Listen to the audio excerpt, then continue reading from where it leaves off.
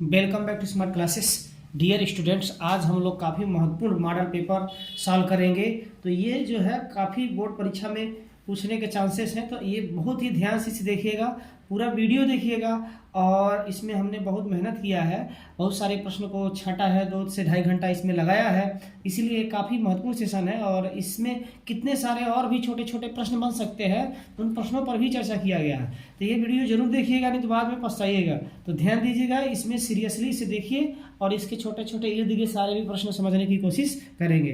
तो चलिए शुरुआत करते हैं। पूरा फुल मॉडल पेपर में देने वाला हूँ और काफ़ी अच्छा होगा, तो सभी लोग ध्यान से देखिए। पहला क्वेश्चन स्क्रीन पर, समतल में स्थित सरल रेखाओं में संबंध लंब है। समतल में स्थित सरल रेखाओं में संबंध लंब होता है। तो आपको मैं बता दूं, यदि कोई दो रेखाएं हों, एक रेखा L1 हो और एक रेखा क्या हो, L2 हो, और दोनों एक दूसरे पर लंब हो, तो यहाँ से आपको क्या पता चल रहा है कि L1 L2 पर लंब होगा, L2 L1 पर लंब होगा। लेकिन क्या खुद का रेखा कोई समतुल्य, यदि हमें इसे सिद्ध करना हो, पहले मैं समतुल्य की बात कर रहा हूँ, तो कोई रेखा खुद का जो है लंब हो सकता है। L1 लंब L1 हो सकता है? नहीं हो सकता है। इसका मतलब L1 नॉट रिलेटेड क्या, L1। ठीक इसी प्रकार से L2 not related L2, L2 not related L2, तो L1 नॉट रिलेटेड L1 और L2 not related L2। L1 नहीं रिलेशन बना रहा, नहीं L2 रिलेशन बना रहा है, इसीलिए समतुल्य नहीं है। समतुल्य नहीं है, समतुल्य नहीं है। क्यों समतुल्य नहीं है? क्योंकि खुद से कोई रेखा खुद पे लंब थोड़ी होती है, ऐसा संभव ही नहीं है, इसीलिए समतुल्य नहीं होगा। यदि हम बात करें सममित का, तो सममित देखिए, सममित में बच्चों चूंकि सममित दिखाना है, तो सममित के लिए है, आपको पता है L1 L2 पर लंब है, L2 L1 पर लंब होगा, तो L1 लंब क्या, L2। दिस इंप्लाइज दैट, आप ये भी तो लिख सकते हैं L2 लंब L1। इसका मतलब यहाँ L1 रिलेटेड L2 हो गया, this implies that L2 related L1 हो गया, L2 रिलेटेड L1 हो गया। तो L1 L2 से रिलेटेड है और L2 L1 से रिलेटेड है, इसीलिए सममित है। सममित का कंडीशन होता है ना, A related B, this implies that B related A. तो L1 L2 आपस में लंब हो गया, इसलिए F सममित है। इसलिए समतुल्य के जगह यहाँ पर लिखेंगे सममित है, सममित है, ये सममित आपका रहेगा। ठीक है, ये सममित है, तो ये समतुल्य हो गया, सममित हो गया। अब यदि हम इसके संक्रामकता की बात करें, तो जांच करते हैं संक्रामकता में क्या होगा। क्योंकि संक्रामकता में आपको पता है कि L1 L2 पर लंब हो, L1 लंब किस पे हो, L2 पर। संक्रामकता की बात कर रहे हैं, संक्रामकता। और L2 किस पे लंब हो, L3 पर लंब हो, तो क्या L1 L3 पर लंब होगा? नहीं होगा, कभी भी संभव नहीं है। अरे L1 L2 एक रेखा दूसरे रेखा का लंब है, दूसरा तीसरे का रेखा लंब है, तो L1 L3 के लंब होगा? नहीं होगा। यदि समांतर रहता तो हो जाता, समांतर संक्रामक हो जाएगा, लेकिन लंब नहीं होगा। ये बात ध्यान रखिएगा। यही समांतर रेखा दे देता है तो L1 L2 L2 L3, तो L1 L3 के समांतर हो जाता है, लेकिन यहाँ पर लंब की बात किया, इसीलिए लंब नहीं होगा। समांतर संक्रामकता होगा, परंतु लंब वाला संक्रामकता नहीं होगा। तो ये क्या हो जाएगा आपका, यह सममित है कि नहीं, संक्रामक है कि नहीं है? संक्रामक नहीं है, संक्रामक नहीं है। ठीक, अब ये संक्रामक नहीं है। अब चूंकि ये ना तो समतुल्य हुआ, सममित तो हो गया, संक्रामक नहीं है, तो ये बहुत ही इंपॉर्टेंट है। अब इससे और छोटे छोटे क्या प्रश्न आपके बन सकते हैं, ध्यान से इधर साइड में देख लीजिए। यदि हम बात करें त्रिभुज की समरूपता के बारे में, त्रिभुज की समरूपता, तो पहला नंबर समरूप त्रिभुज। समरूप त्रिभुज बेटा हमेशा जो है, समरूप त्रिभुज हम उसे हमेशा तुल्यता संबंध रखता है। तुल्यता मैंने ये समतुल्य भी होगा, सममित भी होगा, संक्रामक भी होगा। ठीक है, समतुल्य भी होगा, सममित होगा, संक्रामक होगा। यदि सर्वांगसम त्रिभुज की बात करें, सर्वांगसम त्रिभुज, तो सर्वांगसम त्रिभुज भी जो है ना बेटा, ये समतुल्य, सममित, संक्रामक तीनों होता है, ये भी तुल्यता संबंध रखता है। तीसरा यदि हम बात करें A<B, तो A<B जो होगा यह समतुल्य नहीं होगा। अरे कोई एक खुद के कैसे छोटा हो सकता है, कोई संख्या खुद के छोटा होगी तो स्वयं से रिश्ता बनाएगा ही नहीं, समतुल्य नहीं होने वाला। सममित होगा, सममित होगा नहीं, यदि ये भी छोटा है तो बी ए से छोटा होगा, नहीं होगा तो सममित भी नहीं होगा।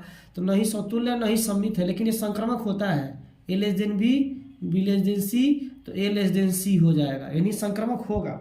ठीक है बच्चों, संक्रमक होगा परंतु समतुल्य और सममित नहीं होगा। कौन? ए लेस देन बी, ए लेस देन बी यदि इक्वल टू लग जाए तो समतुल्य होगा, संक्रमक होगा, लेकिन सममित नहीं होगा। तब समतुल्य क्यों हो जाए? क्योंकि ए तो ए के बराबर तो होगा ना, लेस देन नहीं है लेकिन बराबर वाला तो संतुष्ट करेगा। ठीक है, तो समतुल्य हो जाएगा। लेकिन यदि बराबर का चिन्ह नहीं लगा है तो नहीं समतुल्य होगा, नहीं संक्रमक सममित होगा, या केवल संक्रमक होगा। ठीक है, अब यदि हम बात करें बराबर वाला, ये आपका केवल क्या है? संक्रमक है, संक्रमक है, समतुल्य सममित नहीं है, केवल संक्रमक है। यदि ए बराबर बी हो जाए या माड ए बराबर माड बी दे दे, ठीक है, तो ये तुल्यता संबंध रखता है, क्योंकि ये समतुल्य भी होगा, सममित भी होगा, संक्रमक होगा। अरे ए रिलेटेड ए तो होगा ही, माड ए रिलेटेड माड ए खुद से रिश्ता बनाएगा ही। बराबर है तो ए बराबर बी भी तो बी बराबर ए भी होगा, और संक्रमक हो जाएगा बराबर बी बराबर सी तो सी बराबर ए तो ए बराबर सी हो जाएगा। यानी ये तुल्यता संबंध रखेगा। तुल्यता संबंध का मतलब जो समतुल्य, सममित और संक्रमक तीनों हो। अब हम बात कर रहे हैं यहाँ पर कि ये समतुल्य किसे कहते हैं। अभी इधर देख लीजिए कार्नर पर, समतुल्य, सममित और संक्रमक का छोटा छोटा परिभाषा देख लीजिए। तो समतुल्य क्या होता है बच्चों? ध्यान से देखो, समतुल्य का मतलब क्या है? समतुल्य का मतलब जो होता है A related A, for every A belong to real number. सममित का मतलब होता है ए रिलेटेड बी, तो किसी तरह से बी रिलेटेड ए हो जाए तो ये क्या हो गया? सममित हो गया। ये समतुल्य का कंडीशन है, सममित का कंडीशन। संक्रमक भी जान रहे हो, ए रिलेटेड बी और इसमें बी रिलेटेड सी, दो रिलेशन दिया रहता है, तो किसी तरह से ए रिलेशन सी हो जाए तो ये संक्रमक हो जाएगा। तो एक बहुत बार आपको बता भी दिए हैं, तो इससे जो भी रिलेटेड क्वेश्चन हमने सब डिस्कशन कर लिया है। ये समांतर रेखा दे दिया लंब के अलावा, तो जो रेखाएं होती हैं, कोई भी रेखाएं खुद के क्या होती हैं? समांतर होती हैं। देखो ये रेखा है ना, ये स्वयं के समांतर है, खुद के समांतर है, तो समतुल्य होगा, सममित भी होगा और संक्रमक भी होगा। क्योंकि ये यदि दो रेखा है, ए बी के समांतर तो बी ए के भी समांतर होगा, तो समतुल्य, सममित, संक्रमक तीनों होगा समांतर रेखा, और वो तुल्यता संबंध हो जाएगा। ठीक है, समांतर रेखा कहता है। लेकिन यदि लंब रेखा है तो लंब वाले में केवल सममित होगा, नहीं समतुल्य होगा, नहीं संक्रमक होगा। ठीक है, अब तुल्यता संबंध किसे कहते हैं? जो समतुल्य, सममित और संक्रमक तीनों हो, ऐसे संबंध को तुल्यता संबंध कहते हैं। तो सभी प्रकार के प्रश्न हमने यहाँ पर डिस्कशन कर लिया है। अब इसमें ये भी ध्यान रखिएगा, इसमें रिलेशन दे देता है आर बराबर, इस तरह का क्वेश्चन भी पूछ देता है। आर बराबर दे देगा, कहेगा 1 1 2 2 3 3, बताओ कौन सा संबंध है? 2 2 3 3 ऐसे दे देगा, कहेगा बताओ इसमें किस प्रकार का संबंध है। तो ध्यान रखेंगे, जब खुद से रिश्ता होगा तो समतुल्य होगा।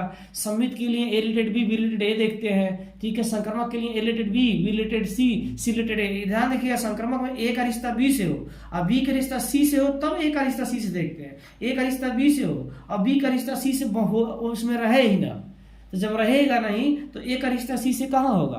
तो संक्रमक वाला इस तरह से सवाल पूछेगा, रिलेशन दे करके, ये वाला इस तरह से रिलेशन दे करके, और कहेगा बताओ इस संक्रमक है कि समतुल्य है कि सममित है। तो बहुत ध्यान से इसको देखेंगे और कर लेंगे, ये भी इंपॉर्टेंट बात है। ठीक है बच्चों, अब दूसरा क्वेश्चन। अब क्वेश्चन नंबर 2 देखिए, यदि फलन एफ आर से आर रियल नंबर पर कोई फलन गिवन है, एफ एक्स बराबर एक्स क्यूब प्लस 1 द्वारा परिभाषित है, तो यह फलन होगा। कैसा फलन होगा? एकाएकी, एकाएकी ना आच्छादक, आच्छादक कोई नहीं। कोई फलन एफ एक्स बराबर एक्स क्यूब प्लस 1 है और पूछ रहा है ये कैसा फलन है? एकाएकी है कि एकाएकी, आच्छादक है कि आच्छादक ही कोई नहीं है। आप सभी लोगों को बताया है एकाएकी का शर्त क्या होता है। एकाएकी के लिए हल करेंगे, एकाएकी के लिए, एकाएकी के लिए आपको शर्त हम बताए हैं कि सबसे पहले आपको क्या ले चलना पड़ता है? f(x1) बराबर f(x2), f(x1) बराबर f(x2). अब गिवन फंक्शन में f(x) के जगह f(x2) रखिए, तो यहाँ पे x1 रखेंगे तो x1 का क्यूब हो जाएगा plus 1 is equal to x2 का क्यूब प्लस 1। अब 1 to 1 कैंसिल हो जाएगा, x का क्यूब इज इक्वल टू क्या हो जाएगा? x2 का क्यूब। यहाँ से आप क्या करेंगे? दोनों का घन हटा सकते हैं, x1 is equal to x2। Cube वाले में हट जाएगा, यहाँ प्लस माइनस भी नहीं लगेगा, तो x1 बराबर सीधे x2 मिल जाएगा, इसीलिए यह एकाएकी है। ठीक है, यदि यही जो है स्क्वायर में होता तो x1 बराबर प्लस माइनस x2 मिलता है, लेकिन यहाँ पर x1 बराबर सीधे x2 मिल जाएगा, यानी 1 1 का रिलेशन हो जा रहा है। तो f क्या है? एकाएकी है। यदि आच्छादक की बात करें तो आच्छादक में आपको इंपॉर्टेंट बात क्या ध्यान रखना रहता है? कोई भी फंक्शन f(x) है तो f(x) को आप y मान लेंगे, माना। आच्छादक के लिए क्या करेंगे? माना लिखेंगे, आच्छादक लिख लेंगे, फिर लिखेंगे माना। क्या माना? f(x) बराबर y। अब दो क्वेश्चन गिवन है एफ एक्स के जगह वाई रखेंगे तो वाई इज इक्वल टू क्या हो जाएगा एक्स का क्यूब प्लस 1। अब यहाँ से हम क्या करें ट्रांसफर करें तो एक्स का क्यूब इज इक्वल टू क्या मिलेगा वाई माइनस 1, या एक्स बराबर यहाँ से क्या मिलेगा वाई माइनस 1 का पावर 1/3, और ये बिलोंग करेगा रियल नंबर में। y माइनस 1 का पावर 1/3 बिलोंग करेगा, ये निगेटिव भी आ जाएगा ना तभी बिलोंग करेगा, क्योंकि घनमूल निगेटिव का घनमूल जो है ना निगेटिव हो जाता है। आपको पता है -1 है तो माइनस को इसको 3 बार लिखो, माइनस गुड़े माइनस तो माइनस रहेगा ना, तो घनमूल निकालना आसान होता है। लेकिन यदि वर्गमूल हो तो एक माइनस में 2 माइनस थोड़ी हो सकता है, तो वर्गमूल नहीं निकल पाता है, काल्पनिक नंबर हो जाता है। इसीलिए ये तो रियल नंबर में बिलोंग करेगा, और रियल नंबर में बिलोंग करेगा तो आच्छादक होगा, ठीक है, इसीलिए यह आच्छादक है। यदि ये बिलोंग नहीं करता, नॉट बिलोंग टू आर, तो आच्छादक नहीं होता। ध्यान रखिएगा ये बिलोंग करेगा रियल नंबर में, समझ आई बात? क्यों? क्योंकि ये निगेटिव भी आ गया ना -1 का पावर 1/3, तभी भी बिलोंग करेगा रियल नंबर में। ये बहुत ध्यान देने वाली बात है, निगेटिव भी आ गया तभी बिलोंग करेगा रियल नंबर में, क्योंकि 1/3 घनमूल जो निगेटिव का घनमूल है वो निकल जाता है बाहर, वो काल्पनिक नंबर नहीं होता है। लेकिन जो स्क्वायर होता है यही यहाँ पर 2 रहता है ना, तो ये बिलोंग नहीं करता रियल नंबर में। क्यों? क्योंकि 1/2 वर्गमूल माइनस का कभी नहीं निकलेगा, और यहाँ 3 है तो यहाँ यदि माइनस भी आ गया कोई संख्या तभी भी कोई दिक्कत नहीं है, प्लस में आएगा तो कोई प्रॉब्लम है नहीं है, समझ गए? वाई कोई भी वैल्यू ले लो यहाँ पर तो ये रियल नंबर में बिलोंग कर जाएगा। तो इस तरह से यह आच्छादक भी हो गया, एकाएकी भी हो गया, तो कौन सा होगा ऑप्शन नंबर सेकेंड। इसका मतलब ये फलन एकाएकी भी है और आच्छादक भी है। अब इंपॉर्टेंट बात देखो, इसमें एकाएकी और आच्छादक तो ये तुम क्लियर हो गया। अब देखो ध्यान से, अब ध्यान से देखिए, ये फलन एकाएकी भी है और आच्छादक भी है, दोनों बातें क्लियर हो गई। ध्यान दो बच्चों, सभी लोग बहुत ही ध्यान से देखिएगा, काफ़ी इंपॉर्टेंट सेशन है और इसके बाद से आपको पछताना न पड़े। तो ये फलन एकाएकी भी हो गया, आच्छादक भी हो गया। अब इसमें और भी क्वेश्चन क्या पूछ सकता है? अब क्वेश्चन ये पूछेगा कि यदि कोई फलन f(x) बराबर x² आपके सामने दिया हो, है ना, और ये भी रियल नंबर पे हो, अब कहे बताओ जो है ये फलन कैसा है, एकाएकी है कि आच्छादक है। तो यहाँ पर सीधे f(x1) बराबर क्या करोगे f(x2), तो f(x1) बराबर x2 करोगे तो यहाँ x1 का स्क्वायर इज इक्वल टू क्या हो जाएगा x2 का स्क्वायर, यहाँ x1 बराबर प्लस माइनस x2 मिलेगा, यहाँ निगेटिव मिल गया, x1 बराबर प्लस माइनस x2। जब निगेटिव मिल जाता है तो एकाएकी नहीं होगा, 2 हो गया ना, x1 पर x2 भी होगा, x1 पर x माइनस x2 भी होगा, 2 वैल्यू हो गया। तो यहाँ नॉट इक्वल टू लिखने की जरूरत भी नहीं है, सीधे लिख लेंगे, इसीलिए f एकाएकी नहीं है, f एकाएकी नहीं है, f एकाएकी नहीं है। अब ये एकाएकी नहीं है क्योंकि ये प्लस भी देगा माइनस भी देगा, दोनों देगा। तो जब f एकाएकी नहीं है तो अब देखो ध्यान देना, f एकाएकी नहीं है तो इसको लिख सकते हो क्या, बहुएक है। क्या कह सकते हो? बहुएक है। एकाएकी नहीं है का मतलब बहुएक हो गया, कोई फंक्शन एकाएकी नहीं है इसका मतलब बहुएक हो गया। आच्छादक की बात करें तो आच्छादक के लिए अभी बताया ना, f(x) बराबर क्या मान लेते हैं y, तो यहाँ से y बराबर क्या हो जाएगा x का स्क्वायर, तो x बराबर √y आ जाएगा। अब देखो यहाँ पर √y आ गया। अब ये बिलोंग करेगा रियल नंबर में? नहीं करेगा। क्यों नहीं करेगा? देखो यदि y बराबर हम यहाँ पर ले लें क्या -2 ले लें, तो जो x बराबर होगा वो मिलेगा रूट के अंदर -2, रूट के अंदर -2 कभी भी रियल नंबर नहीं होगा, not belong to real number. अभी मैंने समझाया ना कि स्क्वायर रहेगा, स्क्वायर रूट रहेगा तो बाहर नहीं निकलेगा, यदि घनमूल रहता तो बाहर निकल जाता, रियल नंबर बिलोंग कर जाता। तो ये रियल नंबर बिलोंग नहीं करेगा, इसका मतलब ये न तो एकाएकी है न ही आच्छादक है। तो ऐसे क्वेश्चन जो प्रूव करने के लिए देते हैं स्क्वायर वाला, तो न तो एकाएकी न तो आच्छादक होता है। लेकिन यदि क्यूब वाला है, रियल नंबर पे है, तो एकाएकी होगा लेकिन आच्छादक भी होगा, दोनों होगा। इसमें इंपॉर्टेंट बात यही है, घन वाला। लेकिन रियल नंबर पे हो तो, समझ आया? नेचुरल नंबर पे होगा तो नहीं है। नेचुरल नंबर पर हम बात कर लेते हैं, यदि इसी फंक्शन को f(x) बराबर x² को नेचुरल नंबर पे बात कर लेते हैं, तो जब यहाँ नेचुरल नंबर यदि हो जाए n रिलेटेड n, ध्यान देना बहुत ही इंपॉर्टेंट बात बता रहा है, तो बच्चा यहाँ प्लस माइनस हट जाएगा, सिर्फ x1 बराबर x2 हो जाएगा, यानी एकाएकी हो जाएगा। अब एकाएकी है, हो गया। देखो ये रियल नंबर था तो एकाएकी नहीं था, क्योंकि तब प्लस माइनस x2 दे रहा था। और जब नेचुरल नंबर हो गया तो प्लस माइनस देगा कहाँ? जब प्लस माइनस उसमें है ही नहीं है तो देगा कहाँ से प्लस माइनस? बताओ, जब प्लस माइनस उसमें है नहीं तो देगा कहाँ से? इसीलिए ये जो है x1 बराबर सीधे x2 हो जाएगा, तो अब प्लस माइनस देने का कोई संभावना ही नहीं है। समझ आया? y बराबर यहाँ पर x² मान लेंगे, और एकाएकी है, आच्छादक होगा कि नहीं होगा? आच्छादक नहीं होने वाला है यहाँ भी। क्यों? क्योंकि आच्छादक नहीं होगा, क्योंकि अच्छा आच्छादक भी होगा बेटा, नहीं नहीं आच्छादक नहीं होगा, ये प्लस भी ले लेंगे तो ये परिमेय संख्या कहाँ नेचुरल नंबर में बिलोंग करेगी। यहाँ पर यदि हम +2 ले लें तो रूट में 2 मिलेगा ना, और 2 नेचुरल नंबर में कहाँ बिलोंग करेगा, not belong to natural number. ये अपरिमेय संख्या है करनी में दो, तो ये एकाएकी होगा, आच्छादक नहीं होगा। देखे बदल गया सवाल, यदि ये नेचुरल नंबर पे है तो एकाएकी होगा परंतु आच्छादक नहीं होगा, लेकिन यदि ये रियल नंबर पे है तो न ही एकाएकी होगा न ही आच्छादक होगा। एकाएकी नहीं है का मतलब बहुएक है, कभी कभी सिद्ध करने के लिए देते एकाएकी नहीं है मतलब बहुएक है, कहेगा सिद्ध कीजिए बहुएक है, बहुएक फलन है, तो कंफ्यूजन मत हो जाना, बहुएक फलन है। फिर कहेगा अंतःक्षेपी है, अंतःक्षेपी मतलब आच्छादक नहीं है। अंतःक्षेपी प्रूव करने के लिए दे दिया तो तुम आच्छादक प्रूव करके दिखा दोगे, आच्छादक नहीं है तो हो गया अंतःक्षेपी। इसमें घबराने की कोई बात नहीं है, नहीं तो घबरा जाना कि अरे यार ये क्या हो गया, है ना। इसके अलावा इसमें लाग वाला भी क्वेश्चन आपके सामने आता है। यदि लाग का क्वेश्चन आ जाएगा, लाग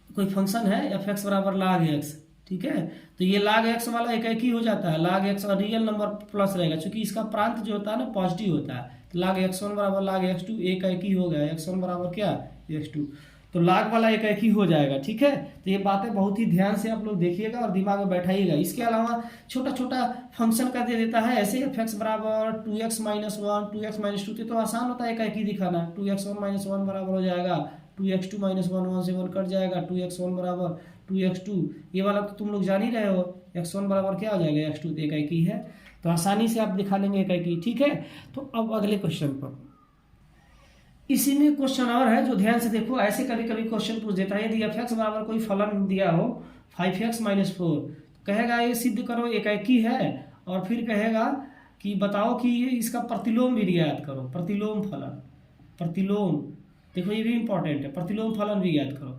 तो बड़ा आसान है, जब भी आपको एकाएकी दिखाई कहे तो आपको पता है कि f(x1) बराबर f(x2) कर देते हैं, तो सबको पता है f1 बराबर f(x2) कर देंगे तो सीधे सीधे क्या हो जाएगा 5x1 - 4 बराबर क्या 5x2 - 4, 4 से 4 कट जाएगा, 5x1 बराबर किसके हो जाएगा 5x2 हो जाएगा, तो x1 बराबर किसके हो जाएगा x2 हो जाएगा, तो ये तो आसानी से हो गया। लेकिन यदि प्रतिलोम इसका निकालने के लिए पूछ रहे तो प्रतिलोम के लिए बेटा f(x) को y मानते हैं, तो बताइए ना f(x) बराबर क्या मानते हैं y, तो y बराबर यहाँ हो जाएगा सीधे सीधे 5x - 4।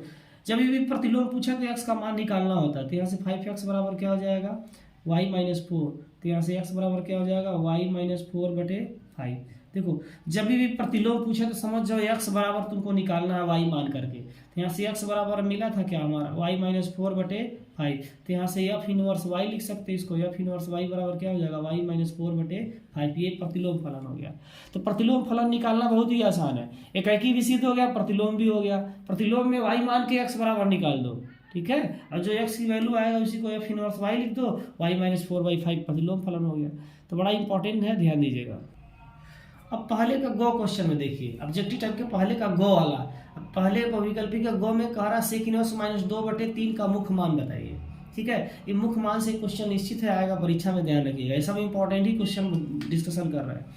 तो मुख्य मान वाले में इसका कई सारा फार्मूला है, फार्मूला आपको याद रहना चाहिए। जैसे मैं कुछ फार्मूला लिख रहा हूँ, इस कास काट से कास इनवर्स यदि -x हो तो ये पाई माइनस हो जाता है, याद कर लीजिएगा, pi minus cos inverse x हो जाता है। दूसरा यदि हम बात करें कास काट इनवर्स -x हो तो ये भी पाई माइनस हो जाता है, पाई माइनस काट इनवर्स x। इसको याद कर दीजिए, कास काट से कस के काटो, कास काट सेक इनवर्स -x है तो ये भी हो जाएगा pi minus cot inverse sec inverse x, pi minus sec inverse x, cos से काटो कास काट सेक। ठीक है, तो बड़ा इंपॉर्टेंट है। यदि हम चौथा बात करें कास काट सेक के बाद से अब बचा क्या sine inverse x, sine inverse x वाले में माइनस बाहर निकल जाता है तो माइनस साइन इनवर्स x। ठीक है, यदि इसके बाद काट टेन आ जाएगा टेन इनवर्स -x, इसमें भी माइनस बाहर निकल जाता है तो माइनस टेन इनवर्स x, तो कोई बड़ी बात नहीं है इसमें। फिर यदि मैं 6 नंबर बात करूँ तो कोसेक इनवर्स x, तो कोसेक इनवर्स में भी माइनस क्या होता है बाहर निकल जाता है, माइनस क्या हो जाएगा कोसेक इनवर्स x। तो ये कस काट सेक, ये तीनों बस याद रखो, कस के काटो कास काट सेक, ये तीनों में पाई होता है, यदि माइनस में हो तो पाई माइनस होगा, बाकी में सीधे माइनस बाहर निकल जाएगा। अब यदि इसका प्रांत पैसा मुख्य मान कुछ भी पूछे तो मुख्य मान, अब देखो इसमें कौन सा फार्मूला लग रहा है, यही लग रहा है ना तीसरा वाला, तो लगा दो सेक इनवर्स, थर्ड वाला लग रहा है सेक इनवर्स माइनस 2 क्या है, कड़ी में 3 है, -2 कड़ी में 3। अब इसका लगाओगे तो बराबर पाई माइनस करोगे ना, पाई माइनस अभी तो बताया है, पाई माइनस क्या लिखोगे, सेक इनवर्स -2 कड़ी में 3, माइनस तो हट जाएगा ना, सेक इनवर्स 2 कड़ी में 3, यह माइनस हट जाएगा। देखो पाई माइनस जब किए तो माइनस हट गया काश इनवर्स एक्स केवल। अब पाई माइनस सेक कितने अंश की वैल्यू जो है 1/2 होता है, बताओ।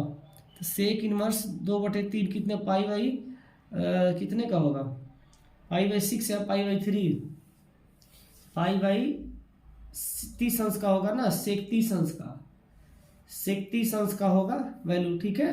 तो सेक इनवर्स ये हो जाएगा सेक पाई बाई 6, 6 से कट जाएगा, पाई माइनस पाई बाई 6, 6 करने 6, 6 में से 1 जब 5 पाई बाई 6, कौन सा ऑप्शन सही हो जाएगा, पहला ऑप्शन सही हो जाएगा, 5 पाई बाई 6। बस वैल्यू ध्यान रखना, 2/3 कितने अंश का मान होता है, तो 30 अंश, सेक 30 अंश होगा, तो काश 30 अंश का मान करीब 3/2 होता है, ठीक है। तो आसानी से तुम इसको कर जाओगे, कोई भी इसमें प्रॉब्लम होने वाला नहीं है।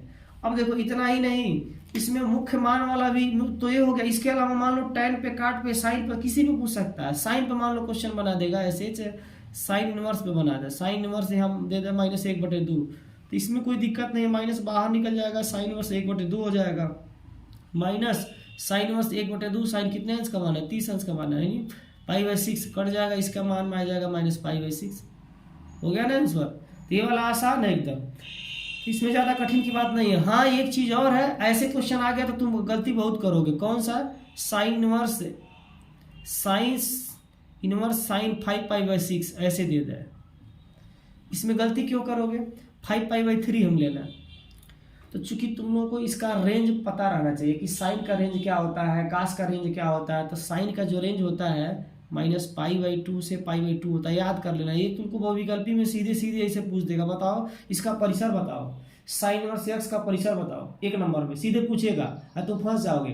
फार्मूला भी, सूत्र भी सीधे सीधे बहुविकल्पी में पूछ देता है, ध्यान रखना। आदि लघुत्तरी में जो है छोटे छोटे सवाल भी इस पे बन जाते हैं। तो अब यहाँ पर ये कुछ बच्चे इसे डायरेक्ट काट के 5 पाई/3 कर देंगे, ये गलती कर गए, डायरेक्ट नहीं कटेगा, इसको इसके रेंज में लाना है, बताए थे ना रेंज में लाने के लिए। तो क्या करोगे, साइन इनवर्स, साइन इसको क्या लिखोगे, 2 पाई - पाई/3 कर दोगे, है ना। अब इसके रेंज में आ जाएगा, 3 दूना 6, 6 में से 1 जब 5 पाई/3 आ गया, तो साइन इनवर्स ये साइन अब क्या हो जाएगा, 180 - थीटा पाई/3 आ गया, साइन साइन कट गया, पाई क्या हो गया 3, ये रिजल्ट हो गया। तो इसका आंसर क्या आने वाला है, पाई/3। कितना आसानी से आंसर आ गया। इसी तरह से इस सबका परिसर प्रांत एकदम याद रहना चाहिए। देखो साइन का तो -पाई/2 से पाई/2, कास का क्या होता है, 0 से पाई होता है, 0 से पाई कास का। टैन का क्या होता है, टैन का ओपन हो जाएगा, -पाई/2 से पाई/2। काट का क्या होगा, काट का 0 से पाई/2 होगा। तो सब ये याद कर लीजिए, क्योंकि इसका प्रांत और परिसर भी आपको परीक्षा में पूछता है, साइन कास टैन काट का, तो लाइन से उसको भी याद कर लेंगे। तो बहुत ही इंपॉर्टेंट है और छोटे छोटे प्रश्न इससे खूब बनते हैं, और आप ध्यान नहीं देंगे तो गलती कर जाएंगे। इसी क्वेश्चन तो आना तय है, ये काफ़ी इंपॉर्टेंट है, ध्यान रखना, काफ़ी वेरी वेरी मोस्ट इंपॉर्टेंट है। एक क्वेश्चन तो इससे आएगा ही आएगा परीक्षा में, और तुम बढ़िया से दोहराओगे नहीं तो फंस जाओगे, तो हमें दोष देना। अगले क्वेश्चन पर, अगला क्वेश्चन ध्यान से देखो। यदि ये बराबर कोई आव्यूह दिया 4x + 2 2x - 3x + 1, एक सममित आव्यूह है, तो x का मान ज्ञात करो, ठीक है। एक आव्यूह दिया कर सममित हो तो x का मान बताओ। तो जब भी सममित विषम सममित की बात करें तो इसका शर्त तुम्हें याद रहना चाहिए, ठीक है। सममित का क्या शर्त है, सममित के लिए क्या शर्त है। अरे यहाँ पर सममित विषम सममित हो मत समझ जाना, पहले चैप्टर वाला है, सिमेट्री वाला। सममित के लिए क्या है, सममित के लिए a' = किसके होता है, a के इक्वल होता है। और यदि विषम सममित होगा, क्या होगा, विषम सममित तो विषम सममित के लिए a' बराबर -a होता है, ठीक है। तो सममित का शर्त यह है, इसी से सवाल लग जाएगा। एक डैश की वैल्यू a लिखो या a बराबर a' लिखो, इससे कोई दिक्कत नहीं है, ठीक है। a का वैल्यू यही है, खुद यही क्वेश्चन है, 4x + 2 बटे 2x - 3 x + 1। a' की वैल्यू इसी का चेंज कर दो, पंक्ति को कॉलम में कर दो, तो 4 x प्लस क्या हो जाएगा 2, और फिर ये 2x - 3 है ना, x + 1, रो को कॉलम में कर दिया। समझ आया। तो ये सीधे सीधे तुम्हारा हो गया, क्या हो गया, सीधे सीधे यहाँ से सीधे सीधे क्या मिल गया, दोनों आपस में इक्वल हो गया। अब तुलना कर दो, ये 4 बराबर 4 के कर नहीं सकते, दूसरा दूसरा तुलना कर दो कंपेयर करने पर। तो कंपेयर करोगे, कंपेयरिंग ऑन बोथ साइड, तो x + 2 किसके इक्वल हो जाएगा, 2x - 3 के। यहाँ से ट्रांसफर करोगे तो क्या मिलेगा, 2x - x, यानी x बराबर 3 2 5, 5 आने वाला। x बराबर 5 ऑप्शन नंबर कौन सा सही है, दूसरा ऑप्शन नंबर सही है। इसी में विषम सममित पर भी तुमसे सवाल पूछ सकता है। तो विषम सममित वाला यदि देगा, मान लो यही सवाल विषम सममित के लिए पूछ दे, तो a' बराबर -a लेकर चलोगे, यानी इसी में माइनस लगा दो और बराबर इसका परिवर्त कर दो। सेम इसी में सीधे इसे माइनस लगा दोगे विषम सममित के लिए, अब परिवर्त कर दोगे, माइनस प्रवेश करा दोगे। अब तुलना करोगे तो माइनस यहाँ पर ब्रैकेट में लगा के x - 2 इसके बराबर करोगे, ठीक है। फिर यहाँ से हल करोगे तो आंसर आ जाएगा विषम सममित के लिए। तो ध्यान देना, सममित के लिए पूछा कि विषम सममित के लिए पूछा है, जिसके लिए पूछा वही फार्मूला लगाना, ठीक है, और सॉल्व कर देना, आंसर आसानी से मिल जाएगा। तो बहुत ही आसान है, बहुत ईजी है, बस ध्यान से करने की कोशिश करना, गलती ना हो, एग्जाम में काफी महत्वपूर्ण है। इससे और भी क्या क्वेश्चन बन सकता है, इससे बहुत सारे छोटे छोटे क्वेश्चन बन सकते हैं। पहला तो क्वेश्चन ये भी बन सकता है, कहता है ना, यहाँ पर मैं लिख दे रहा हूँ, कहता कि सममित आव्यूह बनाइए। कोई आव्यूह दे देगा, ए बराबर मान लीजिए 1 2 3 4, कहेगा सममित आव्यूह बनाओ। तो इसके लिए तो तुमको बताए हैं कि इसको सममित आव्यूह बनाने के लिए क्या करोगे, फार्मूला आपको बताए थे ना, 1/2 a + a' होता है, किसके लिए, सममित के लिए, सममित के लिए। यदि कहे विषम सममित बनाओ, तब विषम सममित कहे तो विषम सममित बनाने के लिए क्या होता है, 1/2 a - a', विषम सममित के लिए शर्त होता है। अब कहेगा इसके योगफल में कीजिए, तो दोनों को जोड़ देते हैं हम लोग, a + a' और 1/2 a - a'। कहेगा ना, इसमें क्वेश्चन कहता है कि कोई आव्यूह दे देगा, कहेगा इसको सममित और विषम सममित के योगफल के रूप में व्यक्त कीजिए। तो सेम पहले सममित निकाल लेना, विषम सममित निकाल लेना, फिर दोनों को जोड़ देना, तो सममित और विषम सममित के योगफल के रूप में हो गया। ऐसा सवाल तुमने किया है, बस ये ध्यान रखना करने के लिए, ठीक है। इसके अलावा ये भी इंपॉर्टेंट है, ध्यान रखना। इसके अलावा इसमें कोटि घात इसका कोटि पूछता है। मान लो एक कोटि, तो तुम लोगों को पता है कि ये मैंने लिख दिया 1 2 3 4 5 6, इसका ऑर्डर बताओ। तो ऑर्डर RC होता है, R कितने हैं 2, C कितने हैं 3, तो 2 × 3 है ना, इसकी कोटि हो गई 2 × 3। पहले पंक्ति लिखेंगे, फिर क्या लिखेंगे, कॉलम लिखेंगे। ध्यान रखना इस बात का। तो ये x बराबर कितना हो गया, 5 हो गया, ठीक है। ये ऑप्शन आपका सही हो गया। ये तुमको बता दिए ना कि हमेशा कोटि को RC शॉर्टकट फार्मूला भी बताए थे, RC, R माने रो और C माने कॉलम। हमेशा कभी भी क्रम लिखना रहे, क्रम या कोटि, ये आव्यूह है तो इसका कितने पंक्ति, 1 और 2, तो 2 हो गया। कॉलम कितने हैं 3, तो 2 × 3 क्रम का आव्यूह हो गया, ठीक है। आव्यूह को जोड़ घटाना तभी संभव होता है जब दोनों का क्रम समान हो, है ना, ऑर्डर समान होता है तभी जोड़ घटाना संभव होता है। तुलना तभी हो पाएगा जब दोनों का बिल्कुल ऑर्डर क्या हो, समान हो। 2 × 2 का 2 पंक्ति है, 2 कॉलम, यहाँ भी 2 × 2 का 2 पंक्ति है और 2 कॉलम है। तो इससे छोटा नंबर का क्वेश्चन बना देगा, ठीक। गुणा कब संभव होता है, तुम लोग को बताएं, यदि ए आव्यूह है, बी आव्यूह है ना, ये मैंने ऐसे लिख दिया, तो इसका क्या है, 2 × 3 है। अब देखो 2 × 3 का हो गया, अब यहाँ 3 × 2 का होगा, तो 3 से 3 पटे हो जाएगा, 2 से 2, तो 2 × 2 का जो है इसका, ये दोनों बराबर होना चाहिए। CR देखते हैं, किसमें CR देखते हैं, गुणा में। गुणा वाला ध्यान से देखो, मान लो एक आव्यूह दिया है ऐसे, एक आव्यूह और मैं लिख दे रहा हूँ 1 2 3 4। अब बताओ इसका गुणा संभव ही नहीं है। तो पहले वाले का तुम ऑर्डर लिखो, क्या होगा पहले वाले का, 2 × 3 होगा, अरे 2 ही पंक्ति है, 2 × 3। दूसरे का ऑर्डर क्या है, कितने पंक्ति है 2, अब कितने कॉलम है 2। अब ये दोनों बराबर, देखो ये CR देखना, इसका C इसका R, तो देखो ये CR बराबर आया नहीं आया, तो CR ट्रिक से बैठा लो। यदि CR बराबर नहीं आया तो मतलब इसका गुणा संभव नहीं है। पहले वाले का C और दूसरे आव्यूह का R देखना होता है, यदि दोनों आपस में बराबर है तभी गुणा संभव है, ठीक है। यदि ऐसा होता कि इसमें 2 × 3 है, ये भी 3 का कर देते हैं, 4 5 6, 3 का कर देते हैं ना, ऐसे कर देते 1 2 4। अब देखो, अब इसका हो जाएगा 2 × 3, इसका क्या हो गया 3 × 2, देखो 1 2 3, 3 × 2। अब देखो ये दोनों बराबर आ गया ना। अब गुणा करने के बाद जो बचेगा ना उसका ऑर्डर ये मिल जाएगा 2 × 2, यानी गुणा करने के बाद जो आव्यूह मिलेगा उसका ऑर्डर क्या होगा, क्रम 2 × 2 हो गया। ये भी फायदा इसमें, इस ट्रिक से फायदा यह है कि ये दोनों तो खत्म हो जाते हैं गुणा करने के बाद, ये दोनों जो बच जाता है पहला और लास्ट वाला।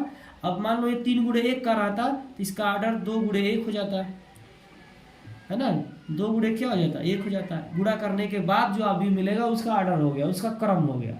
तो उसका क्रम या कोटि पूछेगा तो इससे आप निकाल लेंगे। ये क्रम अलग चीज है और वो कोटि अलग है जो आपको बताएंगे उसमें, ठीक है, किसमें अवकलन समीकरण में। तो अवकलन समीकरण में कोटि या घात निकालना तुम जानते ही हो, कोई दिक्कत है या नहीं है।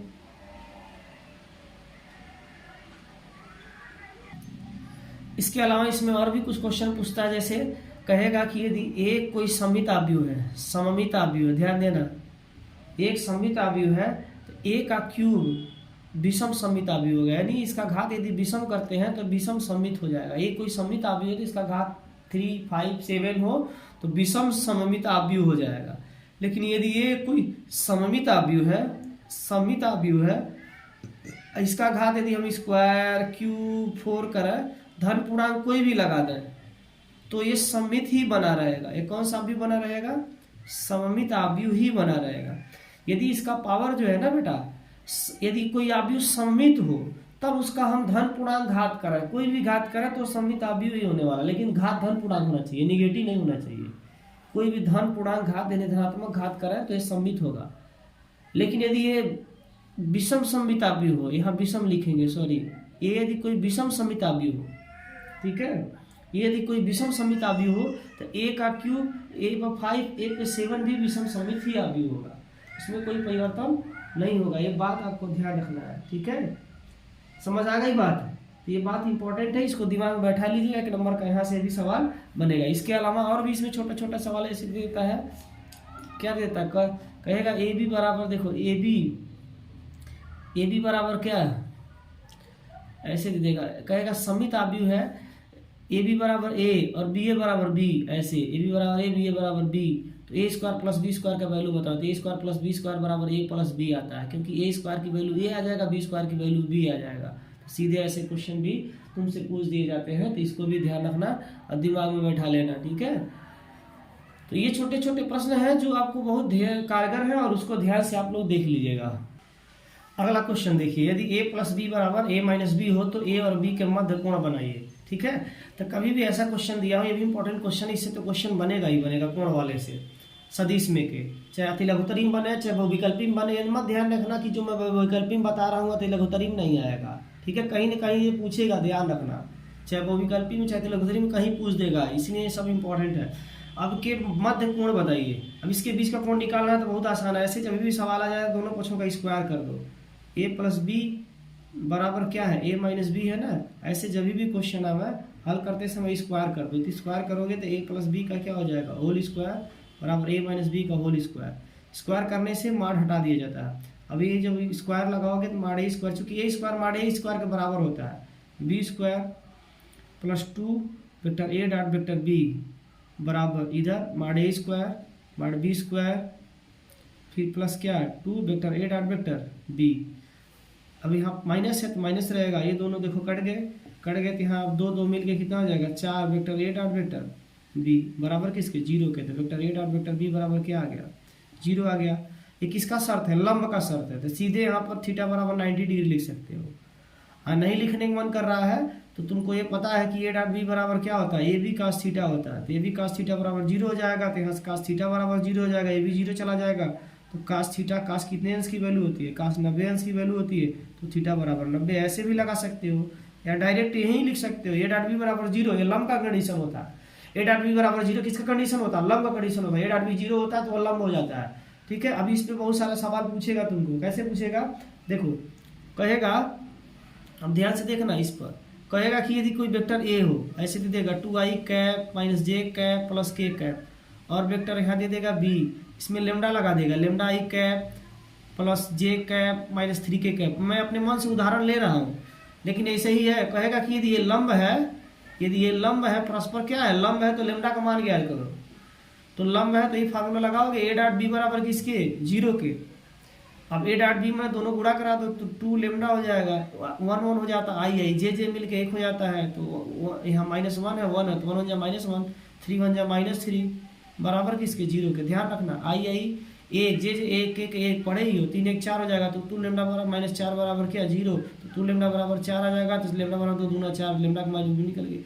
अब कोई जरूरी नहीं है लेमडा की वैल्यू 2 ही आवे, अभी तो तुम्हारा बदल सकता नहीं कि रूल यही सेम मिलेगा, तो तुम वहां फंस मत जाना, ठीक है। तो बड़ा आसान है, ये सीधे डॉट भी 0 का कर देते हैं, लेमडा निकल जाता है। और भी इसमें क्वेश्चन क्या बनेगा, 2 सदिश देगा, बीच का कोण पूछ देगा, 2 सदिश, अरे वेक्टर ए बराबर वेक्टर बी बराबर, ऐसे ये भी इंपॉर्टेंट है, वेक्टर ए बराबर दे देगा आई कैप जे कैप माइनस के कैप, फिर वेक्टर बी बराबर यहाँ दे दिया 2 आई कैप प्लस जे कैप प्लस 3 के कैप, कहेगा इसके बीच का कोण निकालो, तो कास थीटा फार्मूला लगा देना, क्या बीच का कोण होगा, vector A dot vector B बटे माड ऑफ ए माड ऑफ बी, है ना, यही फार्मूला है, सीधे इसमें वैल्यू पुट कर दो, 8 2 1 करने 2 1 करने 1 3 1 करने -3, माड ऑफ ए मतलब समझ रहे हो ना, अंडर रूट में ले जाते हैं, 1 का स्क्वायर प्लस आई का गुणांक है तो 1 का स्क्वायर, के का गुणांक है -1 का स्क्वायर, ठीक है, फिर गुणे बी का, बी वाले का भी -2 का स्क्वायर है, फिर 1 का स्क्वायर है, फिर 3 का स्क्वायर है, फिर इसको हल कर देते, ये भी इंपॉर्टेंट है, ध्यान रखना। अब इसको हल कर देंगे तो एक कास थीटा की वैल्यू आ जाएगी, हो सकता है कि इसको हल करने पर 2 1 3 3 में 3 0 आ गया, तो कास थीटा बराबर 0 आ गया, तो थीटा बराबर एक क्या होगा 90 डिग्री होगा, 90 अंश की वैल्यू 0 होती है, और 0 नहीं आएगा तो किसी न किसी का वैल्यू तो आएगा ना, 30 अंश 45 अंश जो भी आएगा, लेकिन आएगा तो ध्यान रखना कास थीटा बराबर ए डॉट बी बटे माड ऑफ ए माड ऑफ बी, ये जो है दोनों सदिशों के बीच के कोण का सूत्र है ना, तो इससे निकाल लेना, ध्यान रखना इस चीज को, इस सूत्र कारगर है, कई जगह इस सूत्र का यूज इसमें होगा।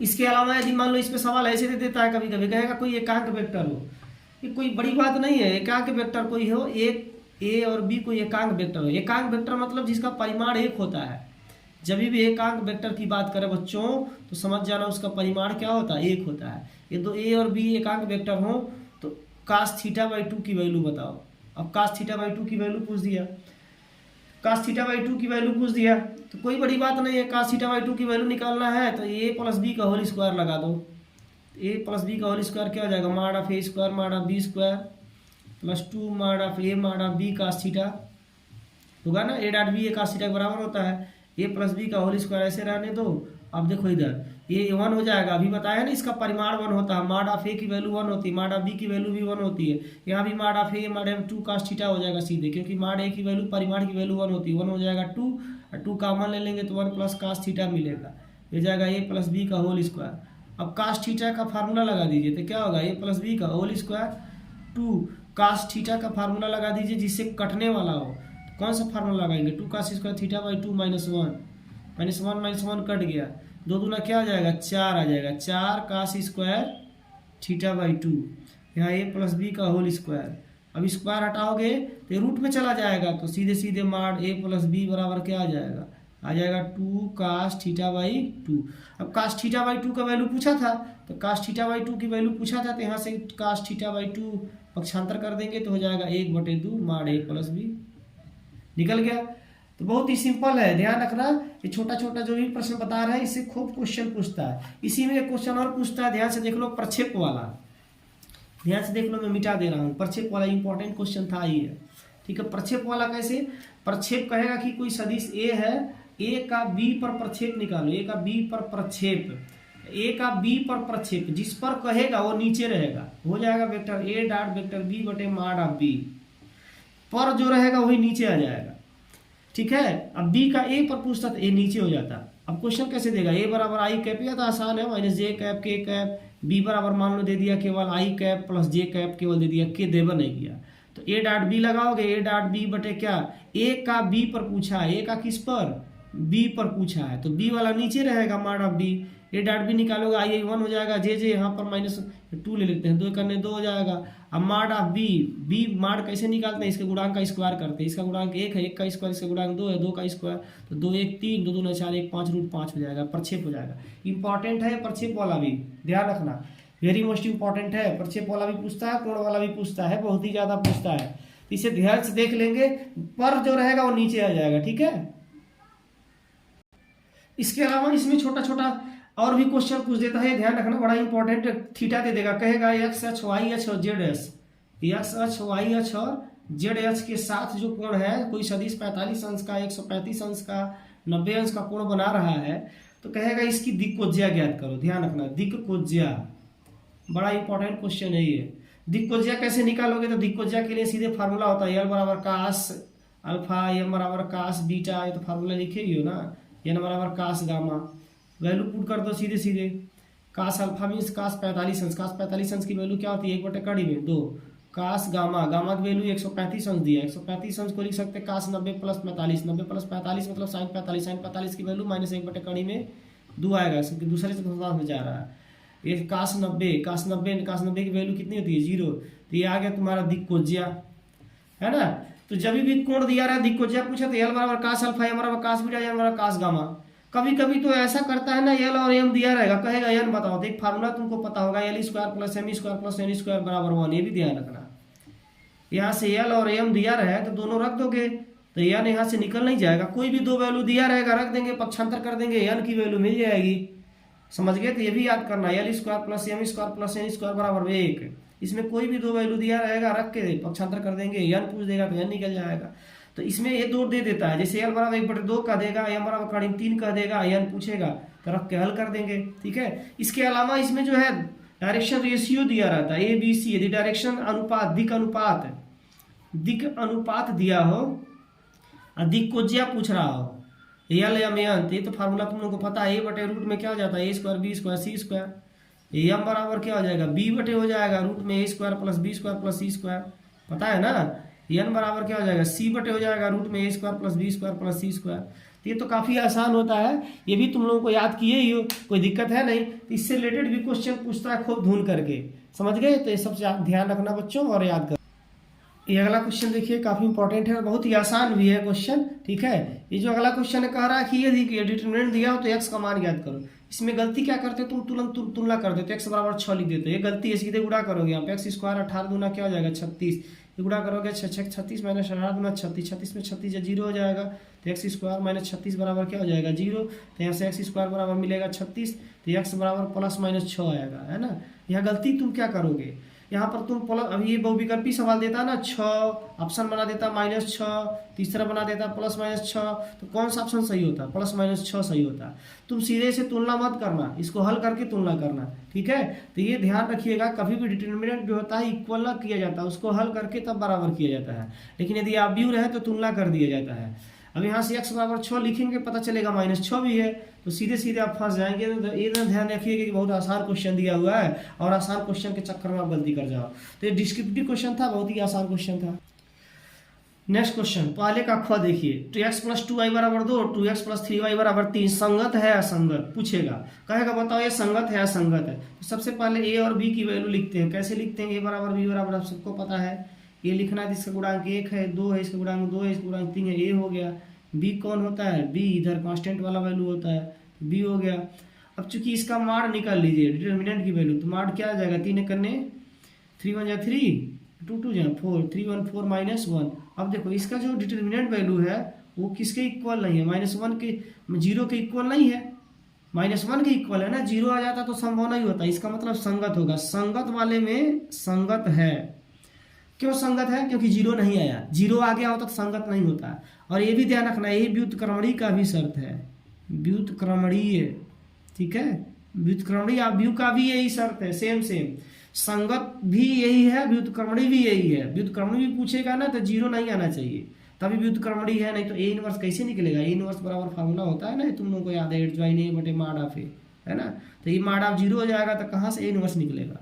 तो संगत है मतलब इसका हल निकाला जा सकता है, संगत का अर्थ है कि इसका हल सॉल्यूशन ज्ञात किया जा सकता है, ठीक है। संगत का मीनिंग ही है जिसका हल निकाला जा सके, उसी को क्या कहेंगे, संगत कहेंगे। इसमें घबराने की कोई बात नहीं है, समझ आया। संगत का मतलब जिसका हल निकाला जा सके, जिसका वैल्यू ज्ञात किया जा सके। और ये व्युत्क्रमणीय है तो इसका ए इनवर्स भी निकाला जा सकता है, इसमें कोई भी घबराने वाली बात नहीं है। तो ये संगत असंगत पूछेगा तो यही कर लोगे। इसके अलावा इसमें छोटा छोटा प्रश्न ऐसे भी पूछता है, कह देगा कि कोई आव्यूह है और कहेगा ये 3x3 कोटि का आव्यूह है, ठीक, और कहेगा इसका एडजॉइन ए निकालो, एडजॉइन ए। अब बताओ, तो इसका फार्मूला होता है बेटा, एडजॉइन ए बराबर सीधे सीधे फार्मूला याद कर लेना, mod ऑफ a की पावर n - 1। यहाँ n कौन है, n ये जो क्रम दिया है ना, यही n का काम करता है। तो a की पावर n - 1 बने 3 - 1, 3 में से 1 जाता क्या आ जाएगा 2, एडजॉइन ए आ गया तुम्हारा, है ना। mod ऑफ एडजॉइन ए बराबर mod ऑफ a² आ गया। ये ध्यान रखना, इस पे बनाएगा क्वेश्चन तो तुम गलती कर जाओगे।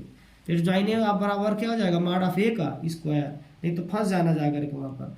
इतना टफ नहीं बनाता है, लेकिन फिर भी कहीं बना देगा तो क्या करोगे, प्रॉपर्टी पर। ठीक है, ध्यान रखिएगा। नेक्स्ट क्वेश्चन की तरफ यदि हम बात करें तो इसमें ऐसे भी क्वेश्चन होते हैं जो अक्सर एग्जाम में पूछा जाता है, आप ध्यान नहीं देते हो।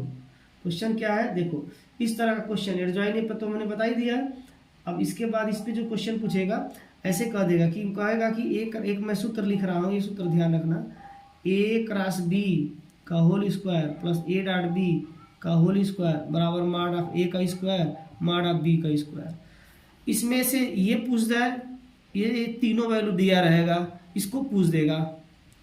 ध्यान रखना, इस सूत्र याद कर लो, A cross B mod of A square A dot B whole square बराबर mod of A square into, यहाँ पर into mod of B square. इसमें से कोई भी तीन वैल्यू दिया रहेगा। मान लो इसका वैल्यू 7 दिया तो 7 का स्क्वायर हो जाएगा, ए डॉट बी का स्क्वायर ऐसे ही छोड़ दोगे। कोई भी तीन वैल्यू दिया रहेगा, ध्यान रखना कोई चौथा वैल्यू हमें निकालना है। तो जब भी ऐसा प्रश्न आएगा तो अपने दिमाग में गठिया लो तुम लोग और अच्छे से इसको बना लो, क्योंकि इससे प्रश्न तुम्हारा पूछने वाला है।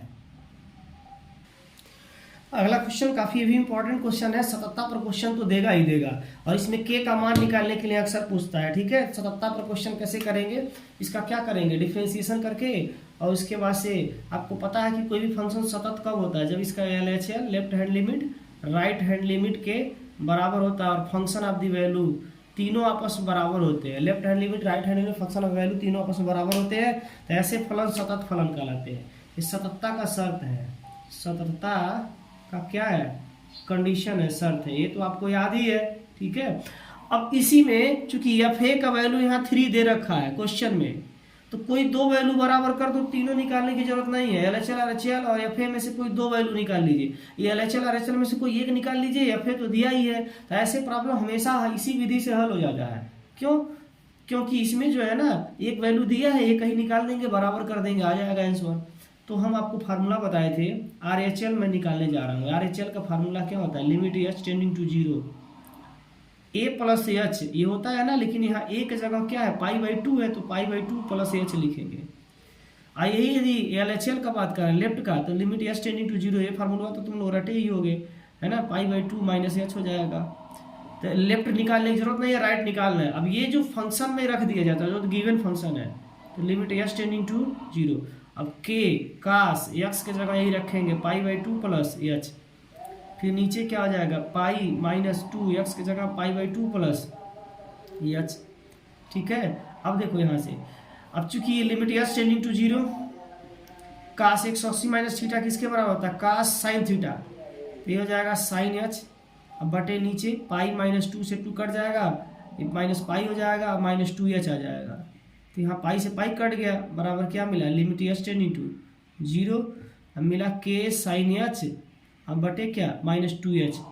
अब तुम लोग को पता है साइन h बटे h की वैल्यू 1 हो जाती है, बताया है ना, कई बार बताया कि साइन h बटे h, साइन थीटा बटे थीटा, साइन p बटे p का वैल्यू 1 हो जाता है। तो पूरा वैल्यू 1 हो गया इतना। अब बचा क्या, k बटे माइनस 2 या माइनस k बटे 2, जो भी लिखो, माइनस ऊपर लिखो चाहे नीचे लिखो। ये आ गया RHL की वैल्यू, किसकी वैल्यू आ गई, RHL की वैल्यू आ गई। अभी तुमको सिखाए हैं क्या करना है, RHL किसके बराबर कर देना, फंक्शन की वैल्यू। फंक्शन की वैल्यू क्या है, यह π/2 है, तो RHL की वैल्यू माइनस k/2, और फंक्शन की वैल्यू तुम्हारा 3 है, तो छांतर कर देंगे, k बराबर 3 दूना माइनस 6, आंसर क्या आ गया, माइनस 6 आ गया। तो ऐसे सवाल हमेशा इसी तरह लगेगा। सततता में क्या करना है, LHL RHL और फंक्शन की वैल्यू तीनों आपस में बराबर करना है, लेकिन दो ही बराबर करने से मिल जाता है। ठीक है, k की वैल्यू निकल जाता है। अब हमको LHL निकालने की जरूरत नहीं है, लेफ्ट लिमिट निकालने की जरूरत नहीं है, राइट लिमिट से ही हमारा काम बन गया, और जो फंक्शन का वैल्यू दिया है। लेकिन हाँ, यदि ए बी में समीकरण दिया हो, ए और बी में, तो LHL भी निकालना पड़ेगा, RHL भी निकालना पड़ेगा, फिर दोनों को हल करेंगे तब जाकर के ए और बी निकलने वाला है। क्योंकि ए और बी में समीकरण दिया है, तो फिर LHL जो है ये 3 के बराबर करोगे। मान लो a प्लस बी आ गया, ऐसे a प्लस बी LHL की वैल्यू आ गया, RHL की वैल्यू आ गया a प्लस बी, तो a प्लस बी बराबर 3 हो गया। फिर RHL भी निकालना पड़ेगा, तो 2a माइनस बी बराबर 3 आ जाएगा। दोनों 3 के बराबर करके फिर तुलना करके निकालेंगे। ऐसा सवाल आएगा तो, यानी तो ऐसे ही हमेशा आता है, ध्यान रखना। सीधे के पूछता है, आसानी से निकल जाता है, तो बहुत ही आसान और परीक्षा में पूछता है। इसके अलावा फलन कोई सतत है, तो प्रत्येक बहुपदी फलन सतत होता है, तुम्हें पता ही है ना। तो मॉड ऑफ काट एक्स, है ना, ये सिद्ध करने के लिए दे देगा, सिद्ध करो तो सतत है। एफ एक्स बराबर ये वाला क्वेश्चन मार्ड ऑफ एक्स कहेगा कि दिखाओ कि एक्स बराबर 0 पर सतत है कि नहीं है। तो सततता सिद्ध करने के लिए देगा, सततता सिद्ध करने के लिए देगा तब तुम लेफ्ट लिमिट राइट लिमिट निकालना और फंक्शन की वैल्यू निकालना, तीनों बराबर होना चाहिए तब वो फलन सतत हो जाएगा। फंक्शन की वैल्यू कैसे होता है, डायरेक्ट रखा जाता है, लेफ्ट राइट अभी तुमने बताया निकाल लेंगे, दोनों मान बराबर आना चाहिए। यदि कोई भी फलन सतत हो तो लेफ्ट लिमिट राइट लिमिट और फंक्शन की वैल्यू तीनों बराबर आना चाहिए। तो किसी को यदि सिद्ध करने के लिए दे दिया, सिद्ध कीजिए सतत है, तो तीनों दिखा दो, सतत हो गया। तो बहुत सिंपल सा है, बस तुम्हारे दिमाग की बात है कि तुम कर क्या रहे हो। अगला क्वेश्चन देखिए, पाले का घ वक्र वाई स्क्वायर बराबर 4x वाई एच एवं वाई बराबर 3 से घिरे क्षेत्र का क्षेत्रफल ज्ञात कीजिए। जब भी ऐसा प्रश्न पूछे तो इसका ग्राफ बनाने तुम्हें आना चाहिए। ये वेरी वेरी मोस्ट इंपॉर्टेंट है, क्षेत्रफल वाले से बहुत सारा सवाल पूछेगा, पैराबोला पर है ना, इस सब बहुत सारा पूछेगा, इसमें ध्यान रखना। अभी मैं इस पे समझा रहा हूँ, ध्यान से देखो। इसके बाद भी छोटा छोटा प्रश्न इससे रिलेटेड बताएंगे, तो सभी अच्छे से ध्यान से देखिएगा। बहुत मेहनत लग रहा है बेटा, वीडियो को आप शेयर कर दीजिएगा, ध्यान दीजिए। ध्यान दीजिए यहाँ पर क्वेश्चन, वाई स्क्वायर बराबर 4x है, जिसका ग्राफ आपको पता कि वाई स्क्वायर बराबर 4x का ग्राफ कैसे होता है। वाई स्क्वायर बराबर 4x इधर होगा, यदि निगेटिव होता तो इस साइड में जाता है, ऐसे जाता है निगेटिव वाला, समझ गए। ये पॉजिटिव है तो इस साइड में जाएगा। यदि एक्स स्क्वायर होता है तो कहाँ जाता है ग्राफ, ऊपर जाता है, ऐसे जाता है। एक्स स्क्वायर होता है तो यहाँ वाई स्क्वायर है 4x तो एक्स एच पर होगा, ये एक्स एच हो जाएगा, वाई एच हो जाएगा। अब ये वाई बराबर 3 रेखा यहाँ यदि हम खींचे तो यहाँ टच करेगा पहले वाले रेखा को, इन्हीं दोनों के बीच का छायांकित क्षेत्रफल पूछ रहा है। कह दिया है ना वाई बराबर 3 एवं वाई स्क्वायर बराबर 4x, इसके बीच का घिरा हुआ यही एरिया है, इसी को निकालना है। अब तुम लोग को मैंने बताया था जब भी क्षेत्रफल का फार्मूला लिखते हैं, अभिष्ट क्षेत्रफल, अभिष्ट छायांकित क्षेत्रफल, छायांकित भाग का क्षेत्रफल, छायांकित भाग का। कितने बार तुम लोग को समझाए हैं, बहुत बार समझाए हैं। क्या समझाए, जब भी क्षेत्रफल निकालना तो देखना पट्टी किधर बन रहा है, ये पट्टी किधर बनेगा, वाई अक्ष पर बनेगा। तो जिधर बनेगा वाई बनेगा तो पट्टी तो यहाँ डी वाई होने वाला है। तो जब यहाँ डी वाई होने वाला है, पट्टी इधर रहता ना ऐसे, तो पट्टी कहाँ बनता है, एक्स पे, तो डी एक्स लिखते हैं। लेकिन ये छाया वाला जो भाग है ये वाई पर है, तो पट्टी क्या होगा, डी वाई होगा। तो डी वाई हो गया, अब यहाँ पे एक्स लिखोगे ही तुम, तो एक्स डी वाई इसका फार्मूला बन गया। लिमिट इसका क्या है, 0 से 3 रेखा है, वाई बराबर 3 रेखा है ना, तो 0 से 3 इसका लिमिट हो जाएगा, 0 से 3। तो क्षेत्रफल ए बराबर क्या आ जाएगा, 0 से 3। ये समझ में आया बात ना। यदि यही ऐसे रहता ना तो फिर फार्मूला वाई डी एक्स हो जाता है, यहाँ एक्स डी वाई होगा। काफ़ी इंपॉर्टेंट है, ध्यान रखना। ऐसे इससे आधारित भी क्वेश्चन छोटा छोटा पूछेगा, ये ध्यान रहेगा इसका रूल, तो और क्वेश्चन बना लोगे। 0 से 3 एक्स की वैल्यू यहाँ पर क्या है, एक्स की वैल्यू यहाँ से पक्षांतर करोगे तो मिलेगा वाई स्क्वायर बटे 4, तो एक्स की वैल्यू यहाँ रख दोगे वाई स्क्वायर बटे 4, ये हो जाएगा डी वाई। अब इसका समाकलन कर दो, कोई दिक्कत नहीं है। तो 1/4 बाहर निकाल दो, और वाई पे 3 का समाकलन क्या हो जाएगा, वाई पे 3/3 हो जाएगा। 0 से 3 लिमिट रख दो, 1/4, 3 3 का 27, 3 रखोगे ना यहाँ पर, 3 का क्यूब हो जाएगा, बटे क्या 3 माइनस क्या 0, 3 3 का 27, 1/4 पूरे 27 बटे 3, 3 नंबर 27, यानी कितना आ जाएगा 9/4, 9/4। हाँ, क्षेत्रफल हमेशा वर्ग इकाई में होता है, ये भी गलती करते तुम लोग, तो वर्ग इकाई लिखना ना भूलें। और सदिश वेक्टर वाले में तीर लगाना ना भूलिएगा, तीर जरूर लगाते हैं। तो यहाँ 9/4 वर्ग इकाई इसका आंसर हो गया, ठीक है। तो हमेशा क्षेत्रफल वर्ग इकाई में लिखा जाता है, इंपॉर्टेंट बात है, इसे दिमाग में बैठाए रखिएगा।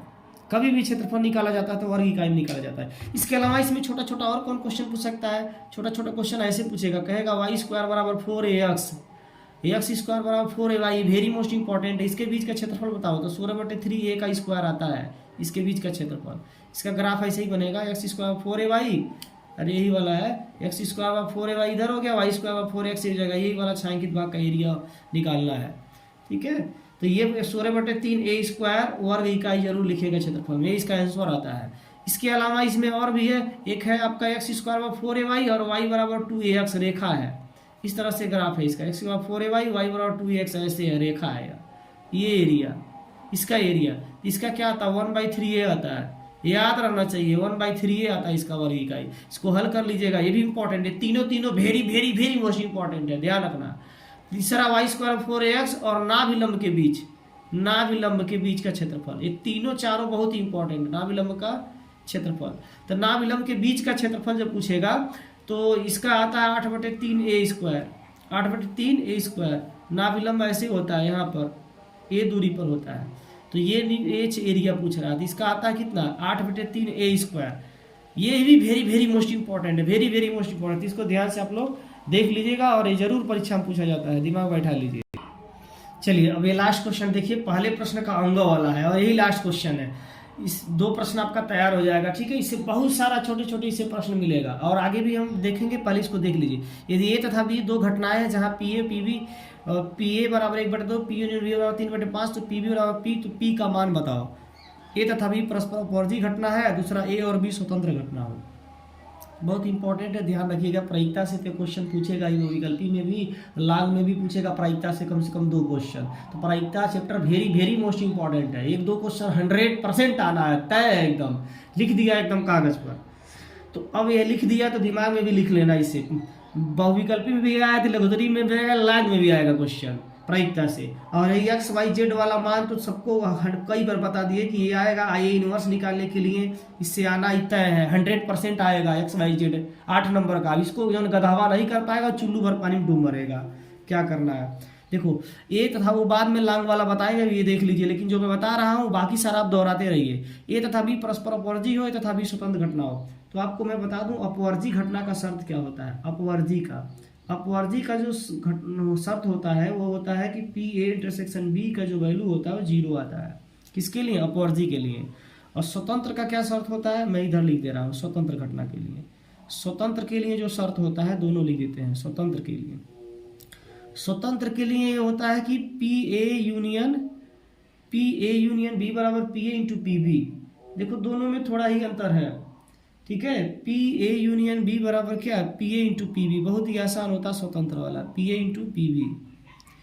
लेकिन यदि अपवर्जी हो तो ए इंटरसेक्शन बी बराबर 0 होता है। अब दोनों कंडीशन में पी का मान निकालना है। स्वतंत्र के लिए भी पूछा पी का मान, और अपवर्जी के लिए, इसमें कोई एक ही के लिए भी पूछ सकता है। क्या होगा, परस्पर अपवर्जी तो पी का मान ज्ञात करो, ठीक है। यहाँ दोनों हमने दे दिया है। तो अपवर्जी के लिए 0 होता है। अब ए इंटरसेक्शन बी का फार्मूला तुम लोगों को पता है, ये सूत्र पता है कि नहीं पता, पी यूनियन बी बराबर, ये 11 में भी पढ़े थे क्या, P A plus P B minus P intersection B, पढ़े थे ना 11 में।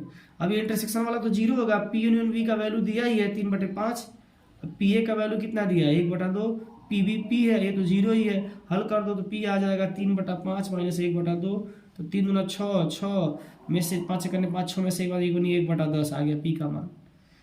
दूसरा कंडीशन, दूसरा वाला तो स्वतंत्र के लिए, किसके लिए, स्वतंत्र के लिए। तो पी ए यूनियन बी बराबर क्या होता है, P A into P B. तो बहुत आसान है, पी ए यूनियन बी बराबर किसके, P A into P B के। P A into P B के अभी तो लिखा है हमने, पी यूनियन बी बराबर P A into P B. इसकी वैल्यू तुम्हारा दिया है 3/5 बराबर पी ए का वैल्यू कितना है, पी ए का वैल्यू 1/2 है, पी बी का वैल्यू पी है। यहाँ से हल कर देंगे सीधे सीधे, तो आ जाएगा 3 दूना 6 बराबर 5 पी, तो पी बराबर हो जाएगा 6/5। तो ये भी आसान सा सवाल है एकदम, है ना। तो ये स्वतंत्र के लिए, अपवर्जी के लिए, दोनों का कंडीशन ध्यान रखना। ये अपवर्जी का कंडीशन है कि इसका इंटरसेक्शन 0 होता है, और ये वाला सूत्र ध्यान रखना, इसका यूज पड़ेगा।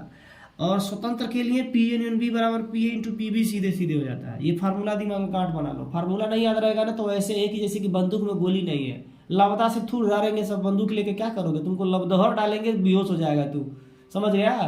क्यों? क्योंकि बंदूक गोली नहीं रहेगा तो क्या करेगा तू, है। इसीलिए इसको ध्यान रखो। और भी इस पे छोटा छोटा क्वेश्चन पूछता है, ध्यान रखिए। कौन, देख लीजिए, एक छोटा सा और है, ये तो आपने देख ही लिया होगा। इसके अलावा जो क्वेश्चन है, रोक के वीडियो बीच बीच में ध्यान से वहीं पर देखते जाइएगा, बढ़िया से समझ करके, रोक करके वीडियो आराम से देखते जाइए। अगला क्वेश्चन भी वेरी मोस्ट इंपॉर्टेंट है। ऐसे पी ए बराबर दे देगा, पी ए बाई बी पूछेगा। क्या क्या दिया रहेगा पी ए बराबर मान लो दे दिए, पी ए बराबर 1/2 दे दिया, पी बी बराबर 3/4 दे दिया। ध्यान रखना है, रहेगा पी ए बाई बी, ये भी वेरी मोस्ट इंपॉर्टेंट है, ये वेरी मोस्ट इंपॉर्टेंट है। पी ए बाई बी वाला भी, पी ए बाई बी बराबर वेरी वेरी मोस्ट इंपॉर्टेंट है। 100% के गारंटी वाले में दोनों क्वेश्चन आने वाला है। ये भी पी ए बाई बी बराबर फार्मूला क्या हो जाएगा, पी ए इंटरसेक्शन बी बटे पी बी। तुमको बताए थे ना, जो नीचे रहेगा वह नीचे आएगा। अब इसी का हम पी बी बाई ए लिखे, तब क्या फार्मूला लिखेंगे, पी बी बाई ए क्या लिखे, तो पी हो जाएगा ए इंटरसेक्शन बी बटे, अब चूंकि ए नीचे है तो पी ए आ जाएगा, समझ गए। ये जो है इस पे सवाल 100% आएगा। सवाल कैसे करोगे, सवाल बहुत ही आसान है। अरे इसका वैल्यू दिया रहा है, इसका वैल्यू दिया रहा है, इसमें तीनों में से 2 वैल्यू दिया रहेगा, कोई पूछ देगा। मान लो पी इंटरसेक्शन ए बी पूछ दिया है, पी इंटरसेक्शन बी पूछ दिया और पी ए बाई बी दे दिया है, या ये दे दिया है, तो ध्यान रखना, या ये पूछ रहा है इन दोनों को दिया है, तो पी इंटरसेक्शन बी की वैल्यू दिया रहेगा क्वेश्चन में, पी इंटरसेक्शन बी बराबर दिया रहेगा, मान लो 2/3 दे दिया, तो इसके जगह 2/3 रख देंगे। पी बी का वैल्यू दिया रहेगा 3/4 रख देंगे, हल कर देंगे 2/3 पूरे 4/3, तो 4 गुना 8/9। कोई जरूरी नहीं है यही अंक है, लेकिन सूत्र पे सवाल आना है, इसको देख लेना 2-3 सवाल इस पर आधारित, वेरी वेरी मोस्ट इंपॉर्टेंट है। बात समझ में आएगा। अब देखो हमने लगभग में सब बता दिया, अब तुम्हारा कर्तव्य है कि तुम क्या कर पा रहे हो। इस वीडियो को सब लोग देख लीजिएगा, ज़्यादा से ज़्यादा शेयर कर दीजिए, चारों बगल तहलका मचा दीजिए। और बाकी इसका शेष जो भाग है, यदि मेरे पास समय रहेगा तो उसको बनाएंगे वीडियो, नहीं तो ऐसे ही मौखिक रूप से हम फोटो खींच करके भेज देंगे आपके पास, ठीक है। और भी इसका है ना, अभी मैंने केवल 2 ही क्वेश्चन बताया है, लेकिन इसी 2 प्रश्न में, प्रश्न 1 और प्रश्न 2, ये प्रश्न 2 था, 1 नहीं था बेटा, ये प्रश्न दूसरा का अंग था ना, हम लोग 1-1 लिख रहे थे। प्रश्न 1 और प्रश्न 2 क्वेश्चन हमने फुल बता दिया आपको। वो विकल्पी हो गया, उसमें भी छोटा छोटा प्रश्न बता दिए। ये तुम्हारा हो गया अति लघुत्तरी का 5, ये 5 5 10 है, लेकिन ये 20 के बराबर है। 20-30 क्वेश्चन इसमें हमने डिस्कशन किया है, वो सब आप ध्यान से देख लेंगे, उस पर क्वेश्चन रिवीजन कर लेंगे। XYZ कन्फर्म है 100%, ध्यान से देख लीजिए। बाकी हम अभी आएंगे लांग लेकर के, और भी आना है हमें क्वेश्चन लेकर के, फिर ठीक है। तो वो अभी हम बताएंगे आपको, अभी छोटे छोटे वाले में 1 वीडियो और बनाएंगे, फिर लॉन्ग वाले में 2 वीडियो में बन जाएगा। लेकिन बहुत मेहनत लग रहा बेटा, 3-3 घंटा लग गया, रात में 1 वीडियो बनाए, उसका वीडियो का वैसा गड़बड़ा गया, अब फिर से मुझे बनाना पड़ा। सोचो कितना मेहनत करना पड़ रहा है, 2-2 3-3 घंटा भी न सोए निकाल रहे हैं तुम लोगों के खातिर, तुम लोगों को समझ में नहीं आ रहा है ना। तो इसीलिए सीरियसली हम तुमसे ज़्यादा तो हम मेहनत कर रहे हैं। तो ध्यान से पढ़ो और इसको खूब शेयर करो, सब्सक्राइब भी करा दो चैनल को, और अधिक से अधिक शेयर भी करो, लोगों को मोटिवेट कर दो, ठीक है। अब बहुत ही ध्यान से तैयार करो, अगला वीडियो हम फिर बनाएंगे, बना के भेजेंगे, नहीं बनाएंगे तो आपको बताएंगे, ठीक है। ध्यान दीजिए।